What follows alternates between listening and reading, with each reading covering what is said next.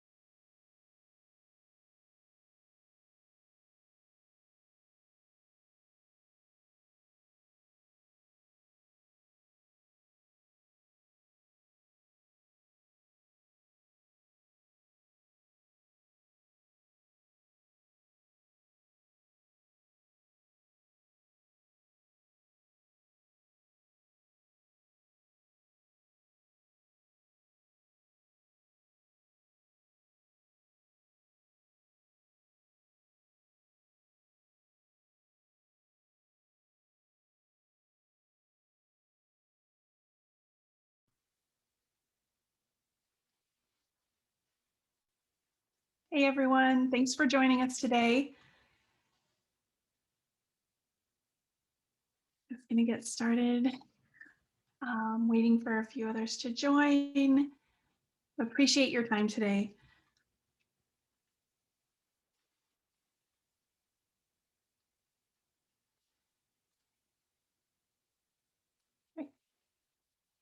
Thanks for joining us today for the webinar, Pediatric Mobility Tools for Inpatient Recovery. I'm Christina York. I've been in technology for 20 years, and I founded SpellBound 5 years ago. At SpellBound, we work with pediatric care teams across the country, in small hospitals, in large academic centers, in specialty hospitals. And we hear the same challenge over and over again. How do we increase patient mobility? Because we are in the unique position to learn from care teams and to learn from experts working on this problem, we thought we would share what we've learned with you today. So today we will review why increased mobility leads to faster, better recovery. We will identify some of the biggest barriers to mobility initiatives and explore the tools that can help remove those barriers.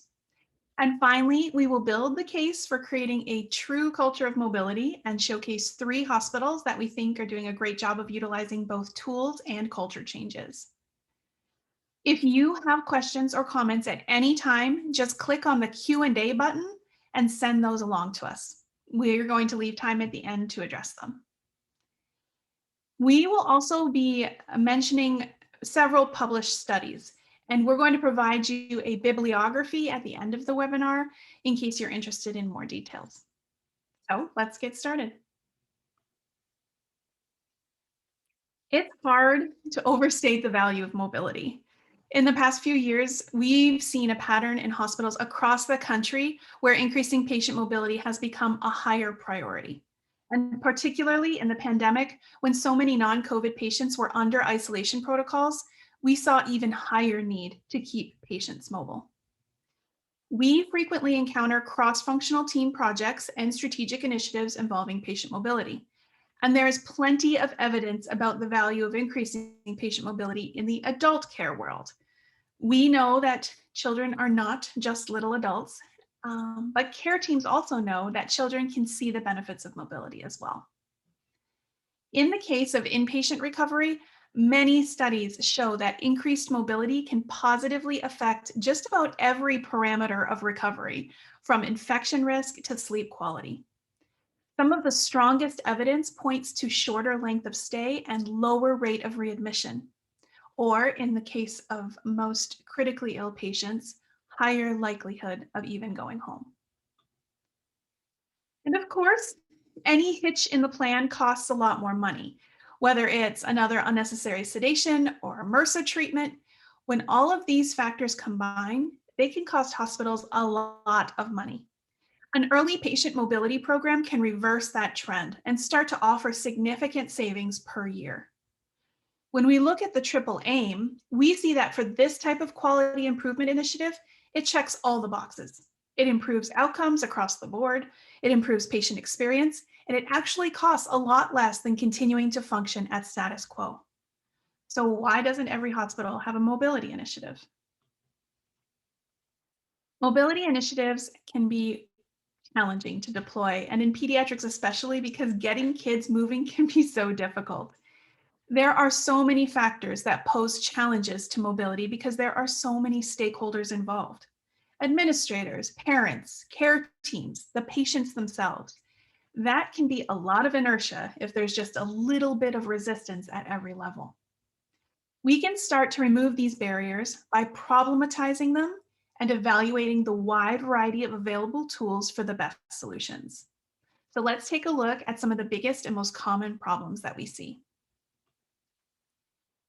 The first challenge is care team attitudes and benefits. We know from experience that hospital care teams contain some of the most hardworking and kind people in the world.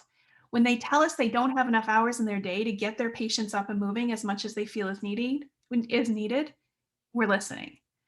Short of hiring more staff, the most effective solution is to optimize care team communication.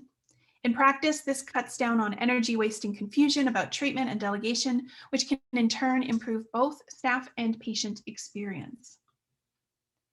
A dedicated clinical communication tool can do wonders for care team efficacy, leaving providers more time to spend with the patients who need it most. When you're choosing a communication platform, some things we've heard that are helpful are to keep the focus on your high-level needs instead of getting the most bang for your buck. You can pose the excuse me. You can pose the questions: what type of information does the team need to send most often? Where are the real-life communication roadblocks? Don't settle for solutions that don't check all your high-level boxes. A bigger set of tech solutions isn't necessarily a better set of tech solutions.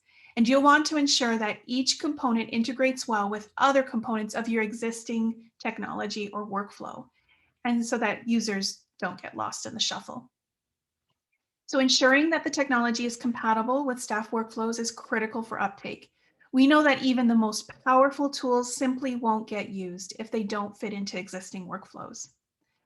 At the same time, it's always important to create an implementation plan for how staff will use and maintain these solutions in the form of new workflows. Metrics are the lifeblood of hospital initiatives. Good metrics can make life a lot easier for both care teams and administrators, and lack of appropriate metrics can make life a lot harder.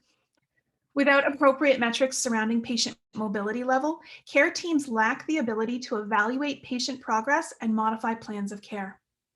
On the administrative end, initiatives may be unable to justify themselves without strong data, leading to potential sustainability issues.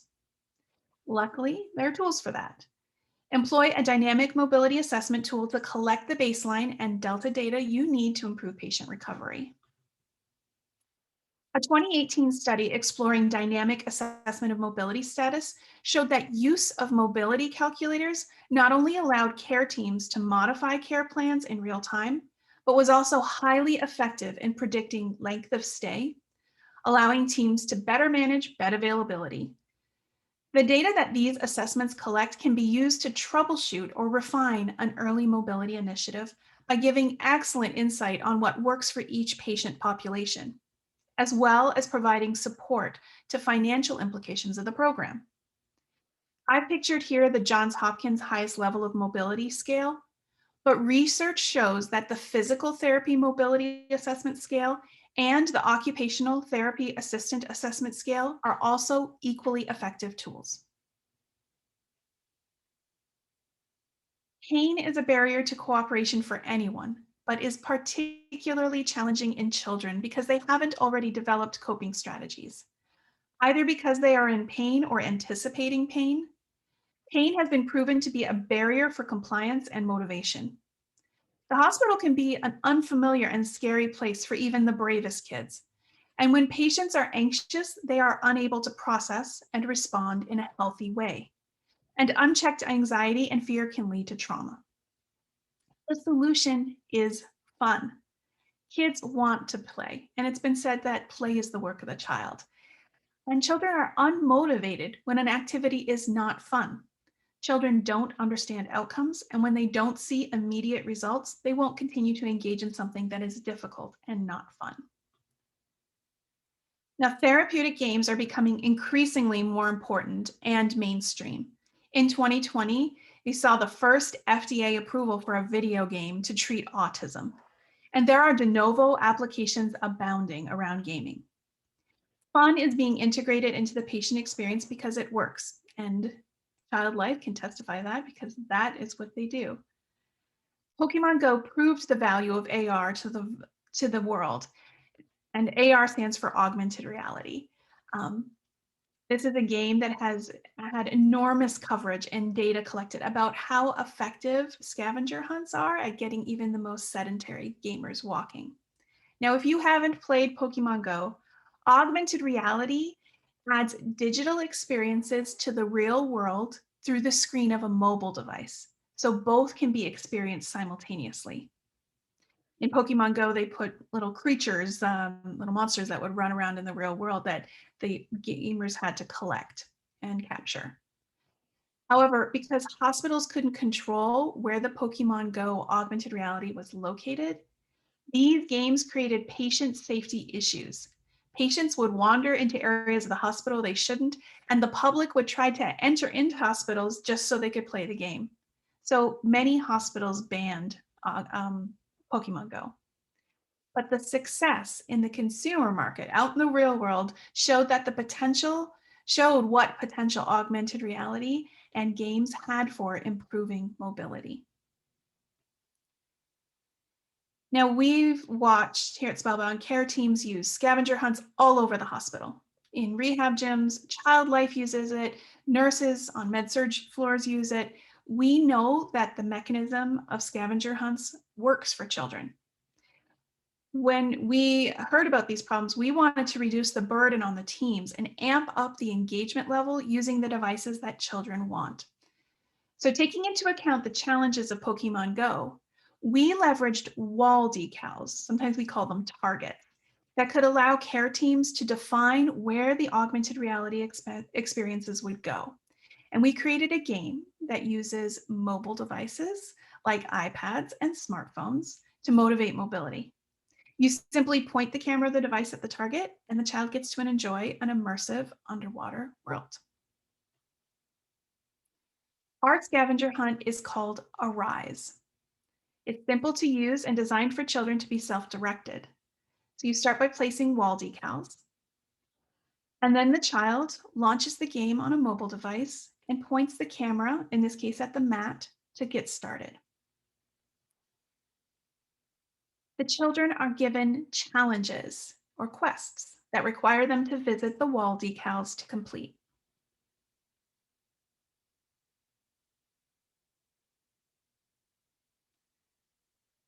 When they complete challenges, they are rewarded with treasure that will allow them to build their own virtual world on their mat. Our augmented reality scavenger hunt game, Arise, is being used in hospitals across the country to improve the rate and quality of patient recovery.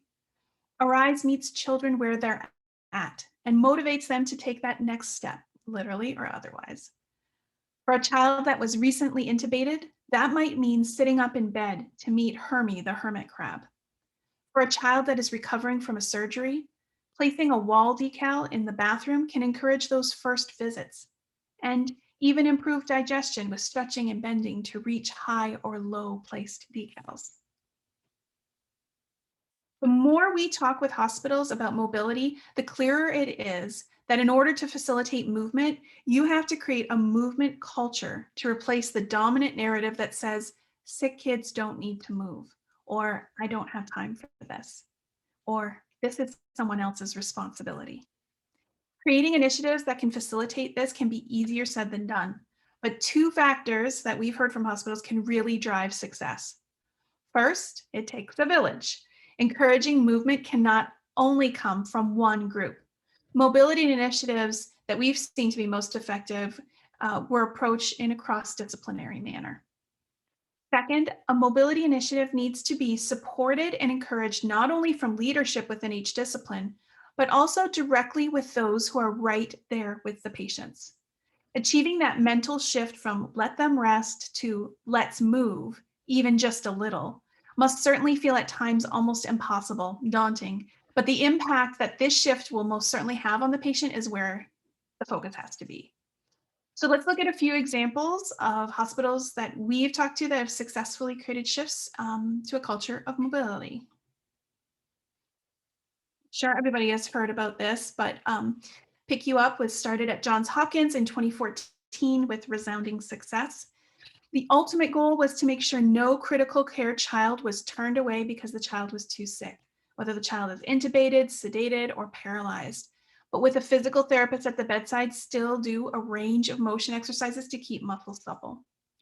During morning rounds in the intensive care unit, staff members discuss the Pick You Up level of each patient and his or her mobilization goals for the day. And rather than wait until day 5 or day 7 to get the physical therapist to the bedside, as was the custom in the past, the therapist shows up by day 3. Nurses are active in the program too, learning from the therapist about the benefits of early mobilization and taking on new empowering roles. It's notable that Pick You Up takes an approach to assigning mobility that's based on clinical metrics. The Pick You Up program has resulted in several useful clinical tools, which we'll include in the references sheet that we'll send out to you. At our hometown children's hospital, CS Mott at the University of Michigan, we've been lucky enough to get an inside look at the development of their mobility plan. They created an activity menu that's broken into 3 categories: red, yellow, and green days. Like a stoplight, a red day might signal that more rest is needed. And so the activity options are more low key. On a green day, the patient will feel ready to play. So the activities are much more involved. But no matter what kind of day it is, each child is expected to do something active. There are different menus for different age groups so that the activities are relevant and fun.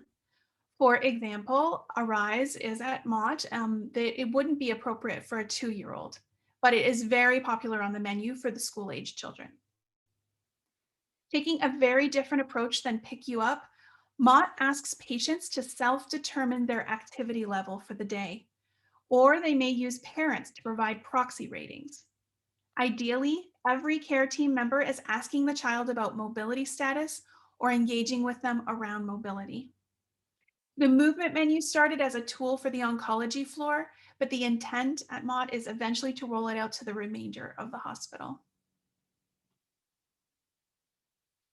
The BRAVE program at St. Jude's helps mobilize patients as soon as possible to decrease stay times in the ICU, bouts of delirium, and the time patients spend on ventilators.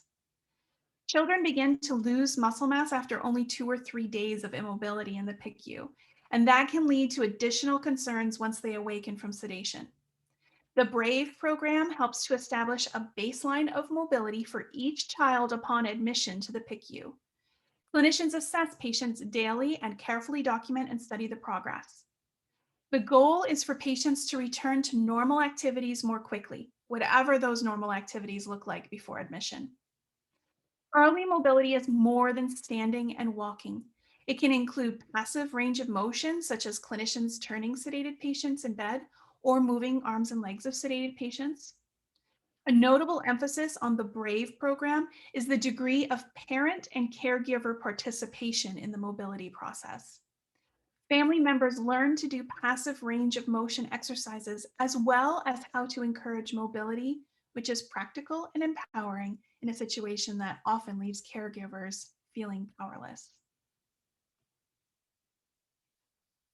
These three hospitals take a different approach, but do a great job of leveraging the right tools and working across departments and stakeholder groups to create true culture shifts where care teams, families, and patients all feel a mutual sense of responsibility, accountability, and excitement about movement. We hope that this webinar helps you to construct a roadmap of sorts to start moving towards better mobility initiatives. If you already have great mobility initiatives at your hospital, we hope that we've given you some ideas about things you could add to your programs. And we thank you for your time. So we have some time now to address audience questions. And we're going to go through in the order that we received them. And if we can't get through them all, we're going to be sure to collect the questions and answers and send them out to you after the webinar so that everybody has access. I'm going to start. Okay, the first question is, what kind of departments are using Arise? Right now, Arise is being used in inpatient settings. Pediatric oncology has been a primary use case for us. It was just a great place to start because those kids have a lot of procedures, have a lot of pain, and can really benefit from moving more. But also med-surg departments, general surgery, post-appendectomy, all kinds of different use cases. We have really, I think we're exploring some new things in the outpatient setting, but we're trying to learn a little bit more from physical and occupational therapies before we Arise its focus there. So right now, primarily in inpatient recovery settings. The next question is, will the cost of these tools you suggest outweigh the savings of a mobility program? Almost definitely not, at least certainly when we've talked to other hospitals and care teams. The great part about a lot of these technology solutions or other solutions is that they do preserve resources while providing hospitals with real value. So for example, the real-time assessment tool that we talked about are often available for free. Like those things you can get for free. And we will link you to them in the resource sheet afterward. And other mobility tools that we talked about, like Arise, these are priced in a way to make them accessible and purchased in smaller amounts so that people can try them and get using them at very low cost. Okay, the next question is, how has SpellBound helped children during longer duration stays at the hospital? Okay, so there's two pieces to this. The first is that, and while it was originally designed for inpatient recovery with the average length of stay of about 3 days in mind, there are aspects to the game that are infinitely playable. So sometimes a child is given a challenge to complete, and once they're done the challenge, that challenge is done forever. They'll never see it again. But then there are other aspects of the game that they can continue to play, like farming and collecting resources and then building their virtual world, so that the game can infinitely be used for motivation, for incentivizing that movement. The second piece is that we regularly release new missions and new challenges to the gameplay just to keep it fresh, particularly for the staff. The next question, will you be creating another version for older kids? Yes. Um, right now, the age focus is for kids, we often say 4 to 12, but the gaming mechanisms are universal. So whether, when you look at Minecraft or Pokemon Go, that transcended age groups. So what we started with was a very simple theme that appeals to the younger kids, but that we would keep the gaming mechanisms the same, and we're working on um, making it look more appealing to teens, to older kids. What has been the patient's favorite thing about using SpellBound? Um, we hear different things from not only we have a playtest group, so we directly engage children, but also from the care teams themselves, and it really depends on age range. So for example, the youngest users might enjoy interacting with the talking animals, just like there's a clownfish that tells jokes. There's just small little interactions that are funny and silly, and the little ones really love that. And then the older kids really enjoy the satisfaction of completing the tasks and kind of building their virtual world. So it just really depends on who is using it.